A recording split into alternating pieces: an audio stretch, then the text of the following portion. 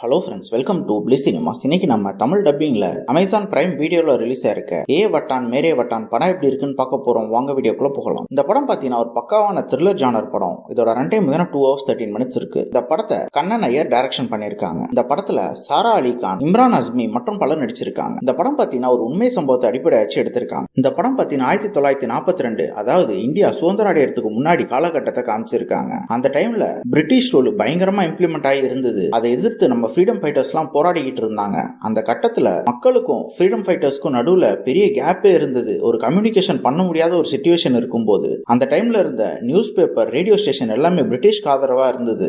அதை எதிர்த்து நம்ம நாட்டு மக்களுக்காக ஒரு ரேடியோ ஸ்டேஷன் ஆரம்பிக்கணும் அப்படின்ட்டு உஷா மேத்தா அப்படின்றவங்க ஸ்டார்ட் பண்றாங்க. அது ஒரு அண்டர் கிரவுண்ட் ரேடியோ ஸ்டேஷன். அது பிரிட்டிஷ் கவர்மெண்ட் தெரியாம இவங்க நடத்தவும் ஆரம்பிக்கிறாங்க.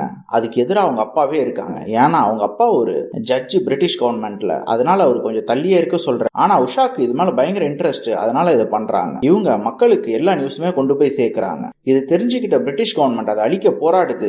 அதுக்கப்புறம் இந்த படத்துல என்னென்ன சுவாரஸ்யமான சம்பவம் நடந்தது அப்படின்றது தான் இந்த படத்தோட மீதி கதையே. இப்ப இந்த படத்தோட பாசிட்டிவ் நெகட்டிவ் பத்தி பார்க்கலாம். அந்த காலகட்டத்தில் ஒரு ரேடியோ ஸ்டேஷனா எப்படி இருக்கும், அதுவும் இவங்க அண்டர் கிரவுண்ட் நடத்தும் போது அது எவ்வளவு டெக்னிக்கல் டிஃபிகல்டிஸ் எல்லாம் இருக்கு, அதை எப்படிலாம் இவங்க பண்ணாங்க அப்படின்றதெல்லாம் ரொம்ப நீட்டாவே காமிச்சிருக்காங்க. குறிப்பா படத்தோட ஆர்ட் டிசைன் ஒர்க்கை பத்தி சொல்லியே ஆகணும். 1942 காலகட்டத்தை நம்ம கண் முன்னாடி காமிச்சிருக்காங்கன்னே சொல்லலாம். இவங்க ரேடியோ ஸ்டேஷனை பிரிட்டிஷ் கவர்மெண்ட் அழிக்க வருது, அது ஒவ்வொரு வாட்டி ஷிஃப்ட் பண்ணிக்கிட்டே இருக்காங்க. அந்த சீக்வன்ஸ்லாம் ரொம்ப பார்க்கறதுக்கு சஸ்பென்ஸா நல்லாவே இருக்கு. இவங்க உஷா மேத்தாவோட வாழ்க்கை வரலாறு ரொம்ப நீட்டா பிரசன்ட் பண்ணிருக்காங்கன்னே சொல்லலாம். பெர்ஃபார்மன்ஸ் வைஸும் பாத்தீங்கன்னா உஷா மேத்தா ரோல சாரா அலி கான் ரொம்ப தரமான ஒரு அல்டிமேட்டான ஒரு பெர்ஃபார்மன்ஸ்லேயே கொடுத்திருக்காங்க. படத்துல அவங்க பெர்ஃபார்மன்ஸ்ல சில எமோஷனல் சீக்வன்ஸ் நம்ம கனெக்ட் ஆகவே இல்லை. அது மட்டும் ஏன்னு தெரியல, இன்னும் கொஞ்சம் பெட்டராகவே பண்ணிருக்கலாம். மத்த யார் கேரக்டருமே பெருசா எழுதாதனால நம்மளால யாரோடையுமே மிங்கிள் ஆக முடியல. ஸ்கிரீன் பிளே வைஸும் பாத்தீங்கன்னா படத்தை இன்னும் கொஞ்சம் சுவாரஸ்யமா எழுதி எடுத்திருந்தா நல்லாவே இருந்திருக்கும். தமிழ் டப்பிங் ரொம்ப நீட்டா லிப்சிங் கூட பண்ணி கொடுத்திருக்காங்க. கண்டிப்பா இந்த படம் எல்லாருமே ஒன்ஸ் பார்க்க வேண்டிய படம் தான். இந்த படத்துக்கு நம்மளோட ரேட்டிங் பாத்தீங்கன்னா 100க்கு 55 மார்க் கொடுக்கலாம். இன்னொரு வீடியோல சந்திக்கலாம்.